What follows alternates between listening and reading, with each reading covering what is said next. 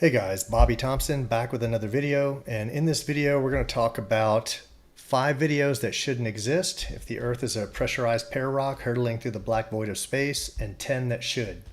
So without further ado, the 5 videos we're going to look at, number 1, Faking the 24-Hour Antarctic Sun. Number 2, Genius by Stephen Hawking, which is a flat Earth hit piece. Number 3, Nat Geo did a flat Earth hit piece. Number 4, BBC did a vacuum chamber test testing a spacesuit. And number 5, BBC did another vacuum chamber test with comparing objects with different mass falling in a vacuum. The first video we're going to look at is going to be Antarctica 24-Hour Sun. On October 26, 2016, YouTube channel Josh Miller releases a video titled Antarctica 24-Hour Sun. The description states the video is a time-lapse from Anthony Powell's documentary Antarctica, A Year on Ice. So first thing we're going to do is let's look at the video, the whole video. I've sped it up. All these videos I'm going to be showing you are all sped up. This one's unedited, aside from being sped up. And see if you can find anything wrong with it. Use your best discerning eye, rewind if you need to before you move on, and see if you can find anything wrong with this video. It's the middle of summer. Check the time, it's just after 12 o'clock. It's 12 o'clock midnight though.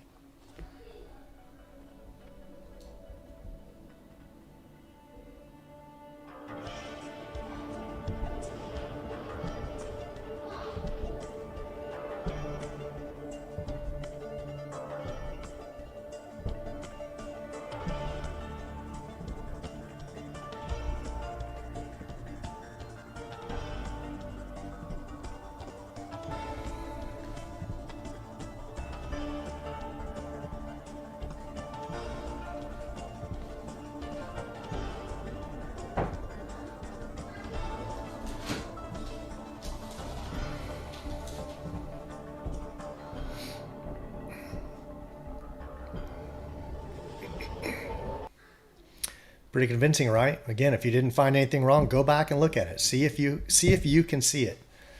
So there was a period of time where globe Earth proponents were throwing this in flat Earth proponents' faces, saying, there you go, there's the 24-hour sun, proven, right? Because a 24-hour sun in Antarctica undoubtedly would prove that we live on a globe. Unfortunately, there's problems with this video. So this is problem number 1. Time, it's just after 12 o'clock. It's 12 o'clock midnight though. Let's see if you can see the first problem. Did you see it? Watch the mountain here. How did it go? The guy said, what did he say? It's the middle of summer. Check the time, it's just after 12 o'clock. Oh, it's just after 12 o'clock, midnight. Check the time, it's just after 12 o'clock. And all of a sudden the sun, the mountain goes from uncovered to covered with snow. Okay, that's interesting. Check the time, it's So look at the second problem here. See if you can figure out what's wrong. I hope you're paying attention. Let's slow it down. How does that happen? How does the sun hide behind a tiny, thin little pole? Right? That can't happen in real life. That the sun has a certain angular size and it's a lot bigger than that pole, right? You cannot find this in any photo, in any video. In fact, what you would see if you were to look is you'd see something like this, right? And if you could slow that down and zoom in all you want, it's never going to eclipse the sun because the angular size of the sun is much bigger than a tiny pole.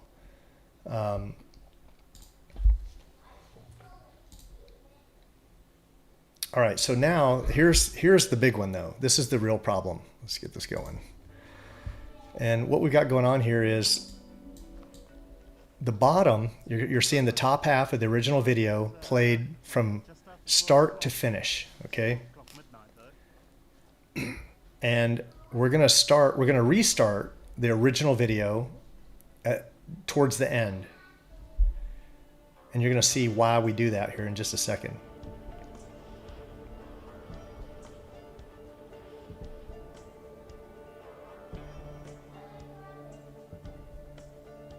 there goes that fake sun being eclipsed by every tiny little thing it goes behind.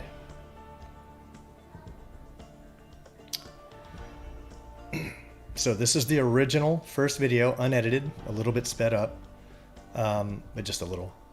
And then we're going to start it in the top window as well in just a second. There we go. And the guy comes out, he talks.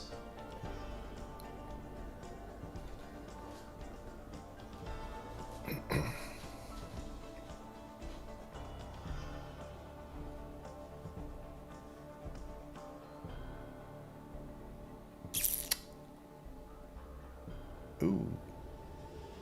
How does that happen, right? How does that happen? Because if you play the whole video back, the skies are continuous, right? There's no chops. How did the beginning turn into the end? It's impossible. You can't have the same start and end scene, right? You can't have the exact same. This is the exact same. They're the exact same clouds. It's impossible. Why? Because from the moment the video started until the moment the video ended, it was continuous, right? Hopefully I'm not kicking a dead horse here, but I just want to make sure everyone understands the problem with that. All right, so just as a bonus, I didn't count this as another video because it's really just proven that they do the same thing again and again. Here's another 24-hour sun video debunked by Taboo Conspiracy. I think this is his favorite pastime, is debunking videos. Back to the main point. So why am I convinced that this different video is also fraudulent? Instead of the clouds reappearing exactly the same, in this case, the sun appears exactly the same 24 hours later, and you'll see what I'm talking about. Let's first watch the relevant portion of the original video, but I did speed it up for brevity. As you can see, the sun is supposedly moving across the horizon as it similarly would close to the North Pole. The shadows seem correct, and the clouds do not repeat, like in the other Antarctic video. I guess they got that right. But I really want you to pay attention to the sun. Watch as the sun comes across the second time and see if you can notice at first glance any differences between the two sun segments, allegedly separated by 24 hours. Let's watch the two segments synchronized. Again, these are supposed to be separated by 24 hours. My synchronization may be off by a fraction of a second, but you can see that the suns appear to be exactly the same. Already, I think that's impossible, but I wasn't 100% certain. The sun changes its path about 1 degree every day, and the atmosphere changes a little bit every day. And so those flares on the camera, or whatever you call them, should appear similar, but noticeably different. But let me get to the coup de grace that seals the deal for me, that this is indeed fake. Maybe you missed it, but there was a point where the sun appeared to flash in the video. I have the clip here. I don't know what would cause this flashing. I assume a cloud could do it, or the camera had a slight malfunction. Now look at that. You got the exact same sun, but it's a different background. The clouds in different areas, right? And if you were to watch this video, and you didn't pay attention, you didn't have a discerning eye, it would have fooled you, right? The sun's identical the entire time. They're reusing the CGI. He's going back to McMurdo. But all of these videos are debunked. All of these 24-hour Antarctic suns. I think they probably have done some in the Arctic where there is actually a 24-hour sun, which works on the flat Earth map. And that's a good way they could fool you, right? They might even go as far as to build a fake base there and try to model it after one that actually exists in Antarctica, and then they could produce a 24-hour Antarctic sun. They could at least produce the video, but you would never be able to go to Antarctica, such as the Antarctic Peninsula under Argentina, and see that for yourself. It doesn't exist. If it did exist, there would be no need for these videos, right? But again, I've stated in other videos, I believe that they have to. It's they could fool us very easily. They do have the technology, but there always has to be truth in everything they do, because ultimately you're making a choice to be deceived, right? All you have to do is pay attention. Let's move on. Genius by Stephen Hawking. So this is a flat earth hit piece he did, produced by Bigger Bang Production Company, distributed by National Geographic, Public Broadcasting Service, and Viaplay. Genius, Where Are We? Season 1, Episode 5, aired on June 1st, 2016. So if I remember right, this guy is pretending to be a flat earther, right? Where of the leaf appear to be. Yeah, we're going to be at the top of the pyramid roof. And I got him. Yeah, I have you on the telescope. Go ahead and land.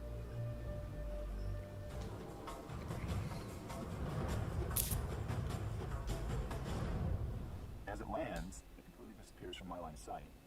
oh man, I bet he was just blown away when that helicopter just, look at it, just right on the other side of a lake, just went below the hump of the lake, the curvature of the lake. It's amazing. That's all the proof you need right there, though. That's a done deal. That's the flat Earth killer if there ever was one. And I mean, Discovery Channel and Nat Geo and PBS, the names behind this, they would never lie to you, never, right? These are reputable organizations that we can trust. They teach our children in school. They make our books. They would never lie, never, right? They'd never hide the truth from you. So that's pretty convincing. I can't tell you how many arguments I had with people, when they would say, nah, man, I've seen it debunked, right? I've seen the flat earth debunked 1,000,000 times. We have too. We just looked a little deeper. So now let's go on. What you may not have noticed is one of these is it going down and one's coming up. I think this one's going down and this one's coming up. Let's see if I'm right. Yeah. I got him. Now, check this out. This one's going down. This one's coming up. Look at these birds. It's the same scene exactly. You want to see something? Not only is the shadows are exactly alike. They reused every last bit of this. If you look at the shadow here, it's here. If you look at the shadow here, it's here. If you look at the shadow here, it's here. They took the exact same bottom and top and they just CGI'd the airplane. It's the same scene, except one has a helicopter, going down, and one has a helicopter going up. Right? There's one more time. Let's watch it. This one's going down. This one's coming up. Same 3 ducks or whatever. And again, as I've said before, I think that they do that intentionally, right? If you're willing to be deceived, it's on you. It's your fault. They always give you what you need to see the truth. Number 3, National Geographic, very special thanks. Flat Earth hit piece produced by Independent Investigation Group and We Got You Media. I think that's an interesting name to have. We Got You, yeah. With very special thanks to National Geographic. Round Earth Test was released June 30th, 2019. It was used by a number of media outlets. And this is their website. It says National Geographic TV, TAP, CFIs, Independent Investigations Group. So this is like a neutral group. This Center for Inquiry is a science. They do real science to debunk, conspiracy theories and everything from ghosts, you name it. So, National Geographic pulled in this neutral party, and you can see Round Earth Test is what it was titled. And a very special thanks to National Geographic. For what? I don't know. Did they give them a butt ton of money? Who knows? And let's see it in its entirety, sped up. The next test was a pole-based target, which is, as you can see, a series of stripes. And the idea was to get a camera pretty close to the level of the water, send the boat out, and watch these horizontal stripes disappear. Okay, so that's them at 1.22 miles. That's just at the horizon. So we're not starting to lose any of the stripes yet, but from here on out, we're going to start losing the horizontal stripes. They're at 2 miles right now. It was difficult to see the boat at 3 miles out when the effect would be most pronounced, but we did lose, I think, the majority of one stripe at the bottom. Here they come. Okay, so I'm zoomed in as far as I can. Just barely see the red. So it was about what we expected to see. All right, man, there you saw it. This independent IIG company came out there doing real science, a scientific company. They're going to do a fair, neutral party investigation, and they saw exactly what they wanted to see. So let's move on now. but we did lose, I think, the majority of one stripe at the bottom. Here they come. This is a clipped video. This isn't the whole thing. So I'm zoomed in as far as I can. Just barely see the red. So it was about what we expected to see. Here they come. Okay, so I'm zoomed in as far as I can. Just barely see the red. Can you see the problem here? Is he said that's what we expected to see, and you got the white and the red on the bottom. A good bit of this flag chopped off, and it's the hump of water that's curving, right? So if the water has started to curve here, looks like we're looking at an angle, then this would be where it's starting to go down on the backside, right? That's how this is obscured. Then how do you have water behind it, right? Clearly, you have water behind where this flag is. Right? I'm going to these are going to go away in a second. You'll see. So that's water back there. This we see all the time. And I should have added one of these videos. I didn't, but I've already remade this like 5 times.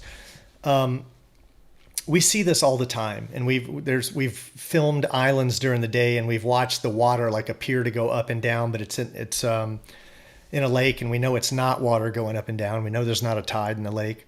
So, this is refraction that's doing this, unquestionably, or you wouldn't see the water in the background. And in the flat earth community, you may hear it called atmospheric lensing. I like that term because it can be a lot of factors, right? And so it could be refraction, it could be a number of things, but we just call it atmospheric lensing. So number 4, BBC vacuum chamber test 1.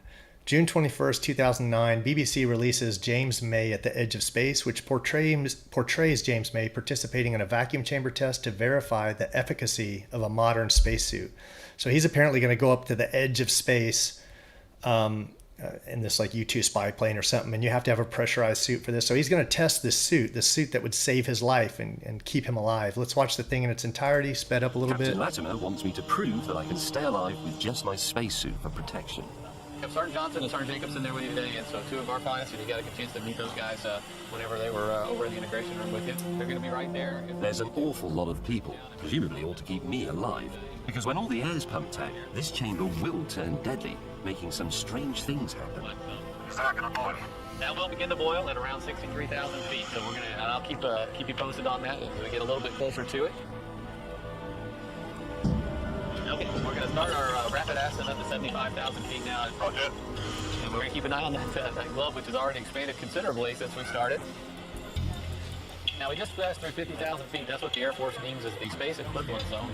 And that's kind of a carryover to the back to the old space race days whenever we were trying to kind of set a timeline between us and this. Oh, there it goes. Let's just be clear. That water isn't boiling because it's hot. It's boiling because the pressure's so low. Without this suit on, my tears and saliva would boil too. And our glove just popped, so it made it to 70,000 feet. So far, so good. But things would get a lot more hairy if my cockpit canopy were to fail. Without my suit, such a catastrophic pressure drop would rip apart my lungs. Let's practice that then. 3, 2, 1. There you go. Pull that hold it. Perfect. You did a great job. Looking good. How you feeling? I'm still breathing. You are still breathing. Your suit pressure looks excellent. Your helmet pressure is looking good. So everything worked exactly like it's supposed to, which is always great. Good. I'm very glad that's over with. Your suit pressure looks excellent. Now, I just want to point something out before go back and watch this video. See if you see any problems. You should. I hope you see a whole bunch of them. But while we're at it, I want to point out something else. This helmet doesn't turn. And look at the restriction on his head, right? Like his head is like seriously restricted. He can't really look around, right? You can't have a coupling on here, and at least not, it wouldn't work in real space, right? You can't have, what's going to make it turn? You're going to have ball bearings in there. You're going to have, how's it going to articulate and maintain a seal that's impervious to the most powerful vacuum in the world? There's a reason why deep sea divers don't have articulating helmets, right? So if you've ever seen the Ed White footage from Gemini 4, you know what I'm talking about. Captain Latimer wants me to prove that I can stay alive with... All right, so... Have Sergeant Johnson and Sergeant Jacobs in there with you today, and so no, this is a separate, got a good chance to meet those guys whenever they were, a little clip I've taken from it. They're going to be right there. So these guys are going to be right there with him, they said, right? They're going to have some guys in the room with him, keeping him safe, with no spacesuit on, no eye protection, no gloves, uncovered. They just got on like T-shirts and whatnot, right? This is going to be a deadly test here. Because when all the air's pumped out, this chamber will turn deadly, making some strange things happen. Is that gonna boil? That will begin to boil at around 63,000 feet. So we're gonna, and I'll keep you posted on that as we get a little bit closer to it. Okay, man. Because let's just be clear. That water isn't boiling because it's hot, it's boiling because the pressure's so low. Without this suit on, my tears and saliva would boil too. Wow. Without this suit on, his tears and saliva would boil too. Again, you've got 3 guys in there without any kind of protection. Let's just be clear. That water isn't boiling because it's hot, it's boiling because the pressure's... All right. Without my suit, such a catastrophic pressure drop would rip apart my lungs. Wow, without that suit, a pressure drop like that would rip apart his lungs. Without my... Good. I'm very glad that's over with. These guys are in there with him the whole time. This chick's like, Well done. Your brains didn't blow up. Your eyes didn't bulge out. Your guts didn't fall out. It's a good day so far. Yep. It's a good day. The suit saved his life. He just in there with 3 Supermen that were impervious. So moving on, BBC Vacuum Chamber Test 2. This aired on October 28th, 2014. BBC's Human Universe, Episode 4, featured Brian Cox at NASA's Space Power Facility in Ohio, where he tested Galileo's Leaning Tower of Pisa experiment using a bowling ball and some CGI. So let's look at the unobstructed experiment, right? Or this is the whole... this is the atmosphere drop, right, from start to finish. At least all the footage that they give us. It's a heavy object. And look at the clarity of these feathers. I want you to pay attention to that. To see which fell fastest. There's no ghosting, right? These feathers are very sharp. Look at the sharpness of the bowling ball. They gave us very sharp footage of everything. You can see through the feathers. There's no ghosting. This is like 720 at least, if not 1080p. I mean, this is sharp. All this is sharp. You can see how sharp that is. And you're wondering why I'm droning on about that. It'll make sense here in the next clip. Look at that, the fine detail of the feathers. But let's move on to the next one. Release. And I'm not going to tell you what's wrong with this. This is, the vacuum chamber has evacuated the atmosphere. Look at this. There's no detail. It's terrible.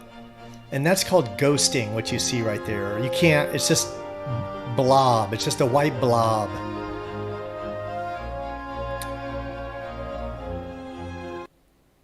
And there's a couple problems with that. We're going to look at it. Actually, let's go to the next slide. Now, here's the first problem. I'll show it to you, then we'll talk about it.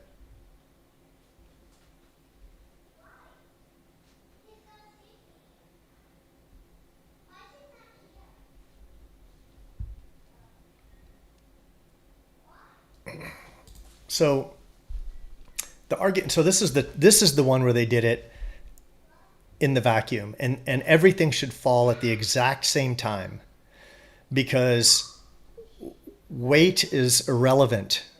With no atmosphere, nothing impeding an object, everything is supposed to fall at the same 9.8 meters per second squared, whatever it is. And this bowling ball should fall at the exact same speed of this feather, right? And that's what they're saying. They're saying if you watch, the bowling ball is going to fall at the same speed as the feather. And initially it does, but you've got a problem. So this spine of the feather, if that's what you want to call it, it falls faster than the feathers. So let's watch this again. You'll see the spine outpacing the feathers, and that wouldn't happen if that were really the case, right? If this were real. So I think this shot was done at atmosphere. Or you wouldn't have gotten this. I've seen other feather tests I've looked up on YouTube where they drop feathers and nothing moves at all. They got a test with, I've actually used the clip. I have it saved where they have a fan blowing on a feather and the feather doesn't move at all, right? Because with no atmosphere, there's nothing can move these things. You would theoretically only have gravity pulling down on it, and gravity would pull down at the exact same regardless of the weight. Everything would fall at the same exact speed. So why does the spine fall before the feathers? Well, that's the problem. So let's move on to the next clip. So the next clip is Release. Yeah, so that's how you know it's fake right there. And look at that. So they're willing to give you really good quality on what they're not trying to fake. But look at that crap right there. Can you believe that?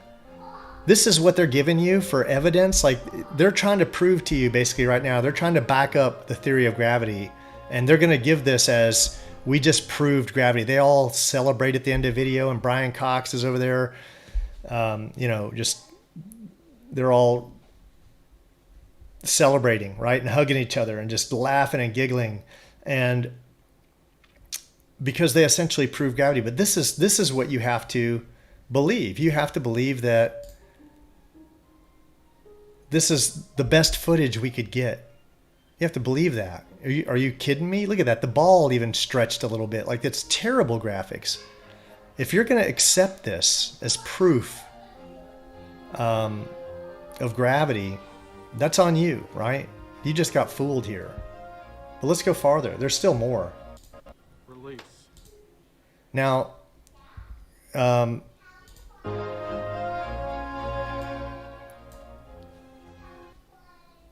when you see, come on, man.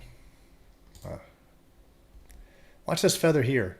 It disappears for a second. I think this is manipulated. I think that as it's falling, all of these things being bent, I think there's some CGI manipulation there, because as the spine's bending, it's not really affecting anything up here. See this? See this all bending? And you see it kind of go away as it folds over, it kind of disappears. But I don't care if this is real or not, honestly. Where they lost is that they had to do it in three pieces. They did the release, and then they did the CGI clip that was all ghosted, and then they showed the impact, right? If it were real, you wouldn't have to do that. So if you buy that, that's on you. And now we're going to look at 10 videos that would exist if we lived on a pressurized spinning Pear rock hurtling through the void of space. So video number 1 is, if the ISS is a real space station mankind has frequented, why is there no forward-facing footage from a spaceship leaving Earth until it docks with the ISS? These rockets, watch the Soyuz, watch these different rockets go up, and they have glass windows that you can look out of at the cockpit. I've got videos of it. You can look for yourself. You can verify there are windows. Why wouldn't you just put a camera in the front of GoPro, hold your cell phone, whatever. I mean, these guys are taking guitars and gorilla suits. I think they can get on a cell phone or a GoPro. Why not take these things, take that footage? It would squash flat Earth. Flat Earthers have been asking this forever. And if it's that easy to squash, why do these guys go on television shows and mock flat Earthers when there's 10 things they could do that squash it? The reason is they can't do these 10 things. That's why. They can't do it. So let's move on to number 2. Why is there no footage of any of the space stations being built? I didn't know this until today, how many space stations there have been in orbit.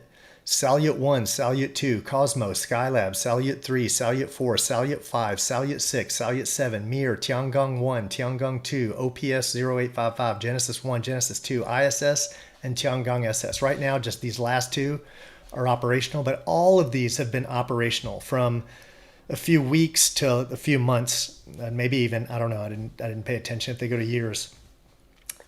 Where's the footage for all these space labs, right? Space stations. I'll tell you where it's at. It's buried because it's crap. They were able to make a few, minutes, arguably a few hours total of clips that they did in zero-G planes, and that's all they've got, right? Everything else, they've got some mad mistakes on. And I'm going to be showcasing some of those. I think I found some new ones that hadn't been seen yet. Number 3, why is there no 360-degree pan of the sun, moon, and stars from space? Why has no astronaut recorded video of the Magellanic Clouds?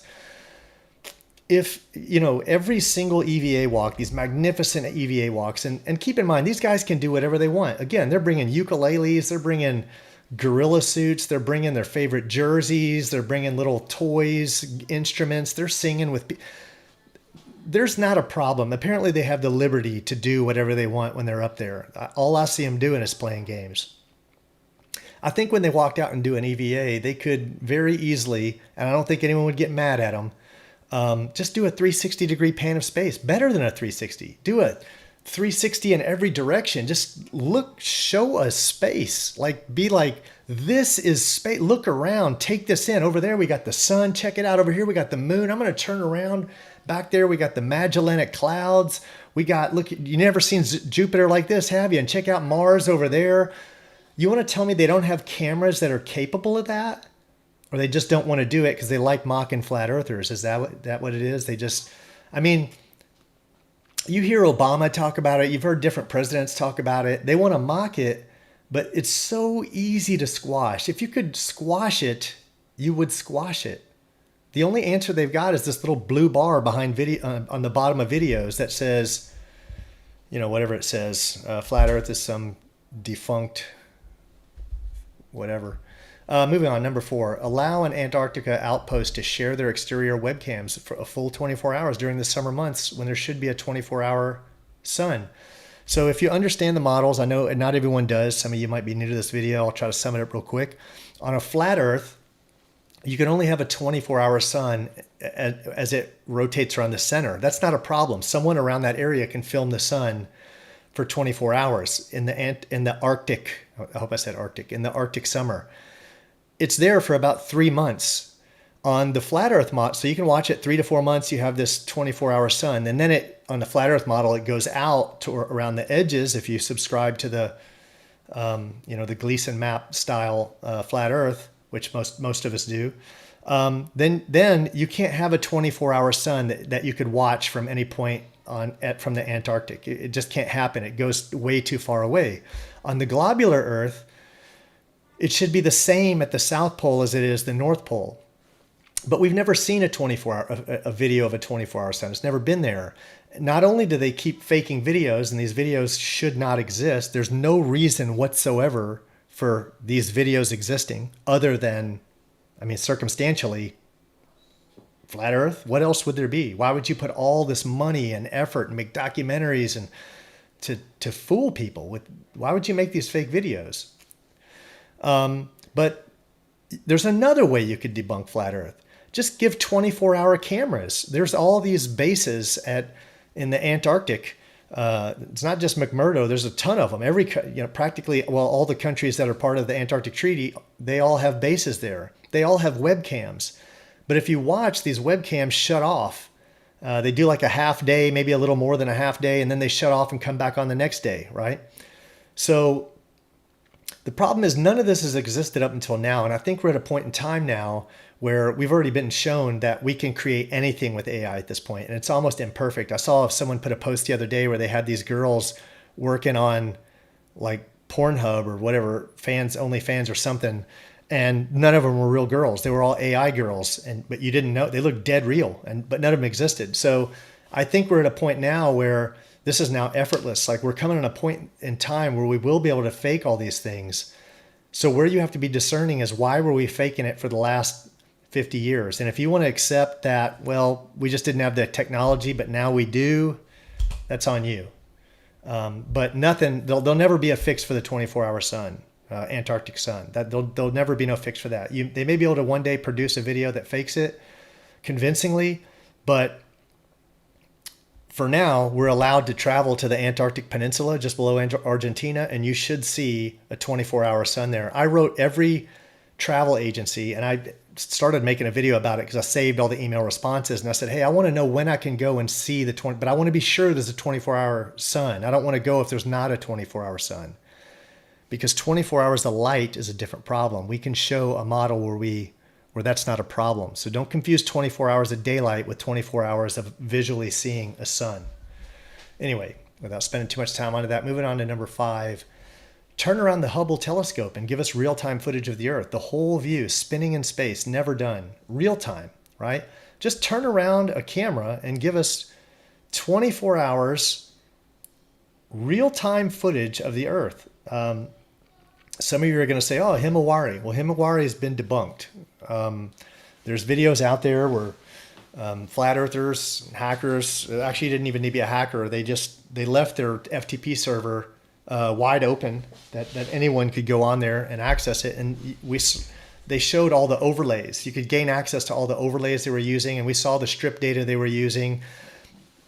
And the Himawari just uses strip data, right? That's either taken from planes or satelloons or a combination of both, and just stripped together. And that's why it runs 10 to 15 minutes behind, right? I think 10 is the best case scenario, but it is not real time.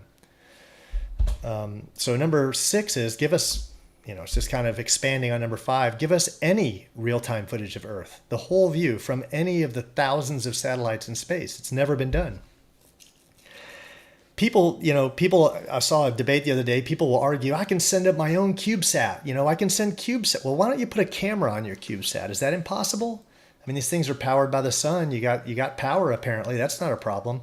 You can sit there and argue with flat earthers about all this data you can get. Why can't you get visual footage? Why can't you you want to impress me, send up a CubeSat with a camera on it. Why can't you do that? You see the problem? You can say, well, I'm getting this data and that data. Well, there's already have satellites where they're faking that. They're just giving you the same feed, right? Say, oh, I'm getting, I'm measuring the magnetic field. They've already got a fake feed for that. They're just giving you a copy of the feed. Whatever feeds you're saying you're subscribing to, or you're thinking you're getting from your satellite, you're just getting a copy of another satellite, another fake satellite, right? Or satelloon. Number 7. Show real evidence of any flight that has traveled from the northern hemisphere due south without changing course away from due south and arrive back at the northern hemisphere. It's never been done. There's only a handful of people that claim to have done a north-south-north circumnavigation, like Sir Ranulph Fiennes, and there's been a few, like a Pan Am flight, and those are all debunked. When you go and you look at the flight paths they took, you can see they clearly did a touch and go. They didn't go over Antarctica, and unfortunately, they could fake this anyway, because all they have to do is just put on the web, on the internet, here's a flight path. This is what we took. Well, how can we prove that? We can't. We can fly over the northern hemisphere, but we can't fly over the southern hemisphere. And if you look at any type of flight tracker like FlightAware, there's others, all of our flights around the supposed globe, they all go east and west. All of our flights go east and west, but there's problems with that too, because I don't know if they only show traffic in the northern hemisphere. Once you fall below the equator, they don't show traffic, and the reason is because it'd be distorted. It wouldn't match, and there's some problems with it that are very difficult to overcome when you're stretching a spherical, a flat map into a spherical model. So they don't show you the flights in the southern hemisphere, but you can do a flight south from the southern hemisphere, from say the southern pole to the northern pole to the southern pole, and it might look convincing, because you can start at, essentially what we'll call the wall. I know you guys laugh at it if you're new here, but let's call it the wall just under Argentina. You can fly all the way, over the South America, North America, over the Northern Hemisphere, and you can go to the other side.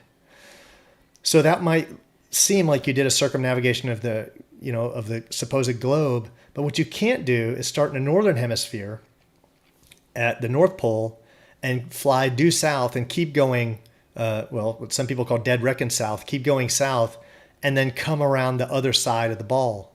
We don't have flights that do that. And there's a lot of flights that would be a lot shorter if we could, right? But those flights don't exist. So number 8, erect something on the moon that we can see from Earth, right? In the 70s, they told us we were going to have colonies and resorts on the moon. You were going to be able to take vacation there. That was just 20 short years away.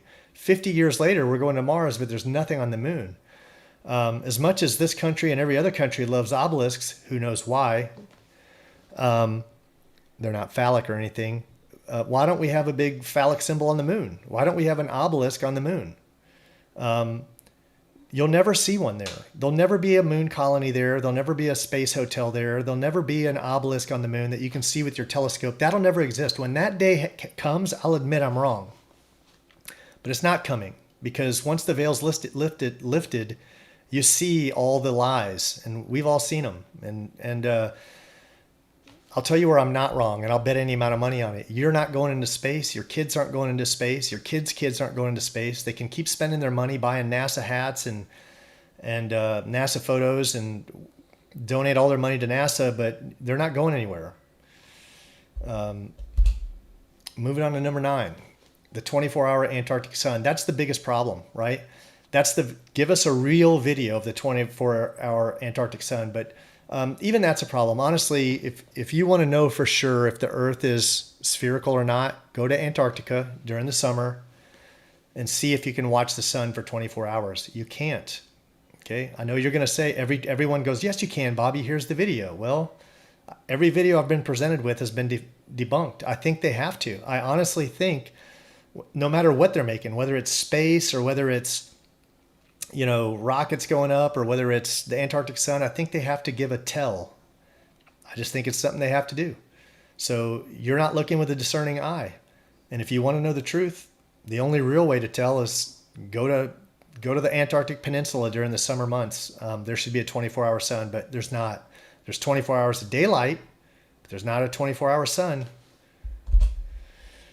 Moving on to number 10. Entering and or leaving an airlock into the black void of space. So this is the moment the astronaut's heart should be pounding, leaving the safety of the ISS. You can't produce this shot because those external shots you see are all made in a pool. Any attempt to fake this continuous shot would be inconsistent with the crap we've been given. You can't, in a continuous shot, put on a helmet inside the ISS, exit an airlock, and do an EVA. It's never been done, and it never will be. Just like we'll never get the 360 pan. And if we do, it'll be some narrow, if we ever did get a 360 pan, what we want is take 5 minutes, show us everything, show it to us. We haven't gotten anything. We haven't gotten a 180. So as far as going out the airlock, it would be so easy to just put a camera on your helmet, go through the airlock. Why is that? We got cameras just sitting outside watching people exit. I don't get this, right? You got cameras out mounted to wings and whatnot. People go out the airlock. It's out there. You got cameras all over. Where's the camera looking in the airlock that watches them, or the two looking each way? Why don't you have those? Why not? It squashes flat Earth. It's so easy. It's so easy. If I worked for the U.S. government, I'd say, give me $3,000. I'll squash flat Earth. Just give me a budget of $3,000 because I'd have access to certain things. I'd have access to astronauts. I'd have access to a spaceship. I'd say, hey, let's put this on the next, space shuttle or whatever. Let's put it in the next Soyuz rocket, whatever. Pay $1 million to throw this in there with the guitar, and we'll squash the whole thing, right? We'll just add 2 more cameras. There's a million ways to squash flat Earth, but they can't do any of them. And if you can't wake up and see that, you don't have eyes to see. This is hilarious. This show is funny. It's called Avenue 5, and this is. I searched for hours for good sci-fi airlock scene, for a good scene. I couldn't find one. This is the only thing I found, but it is hilarious. I have watched this show, and we're just going to watch it real quick. Ryan Clark, except I'm not an actual captain. I'm a former wine merchant with a reassuring face and the right vibe. The vibe being long-bodied simpleton. He's terrified, right? The dude's terrified. That's what you would be terrified. Your heart would be pounding. And if you were an actor, you would want that. You would want that footage. You would want that the moment you step out. You would want everyone to see you do it. It would be the crowning moment of your life. It'd be the most terrifying thing you'd ever did. If that little cable gives way, maybe the carabiner or whatever you call that little clip, maybe it breaks, or you'd be inspecting everything, right? You'd be like checking out your belt. Is this, what is this? Man, because if anything fails, you're going to die a horrendous death. But we don't have that footage, right? And everyone's okay with not having it. Let's move on to the next one. This is hilarious because on this one episode, you have these people on this spaceship that it broke down in space. It was supposed to be just a quick trip, like a getaway, but now they got 3 years to get home. And someone gets the idea that they're being tricked, that the spaceship is actually on Earth. And they say, we're just going to go out the airlock. We know you guys have been fooling us, but it's pretty funny. We're going to wrap up with these last 3 little clips.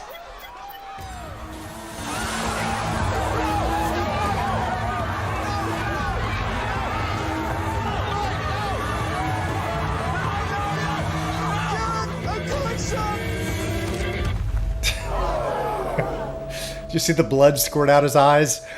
Dude instantly froze. And yeah, I think that's what it would be like, right? That's what they're selling us. That's what they're telling us space is. That's what would happen. But then another group, they're like the lady, the PR lady in the spaceship. She's like, that was just VFX. It was a show we put on for you guys. Haha. She's trying to do damage control. So another group's like, oh, then that guy must have actually really went out. So he got out. So another group fights to get in there.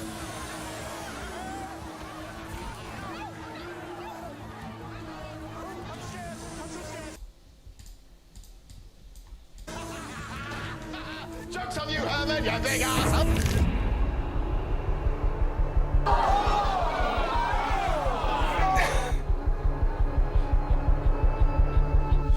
If these are effects, they're pretty darn good.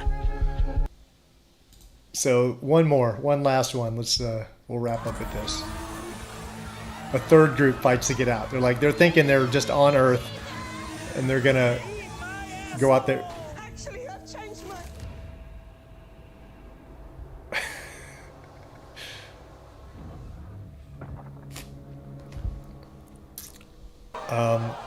Hilarious show if you haven't seen it. It's called Avenue 5. The whole series is excellent. So, but in wrapping up, look, if the Earth was a sphere, the first 5 videos I showed you, they wouldn't exist. There would be no need for them, right? The fact that those fakes are out there should be all the proof you need. We wouldn't need to fake curvature. We wouldn't need to fake proving gravity. We wouldn't need to fake the efficacy of spacesuits. We wouldn't need to fake the Antarctic sun. We wouldn't need to fake any of that. You'd just go film it, right? And there wouldn't just be 1 or 2 fakes. There'd be 1,000 real ones.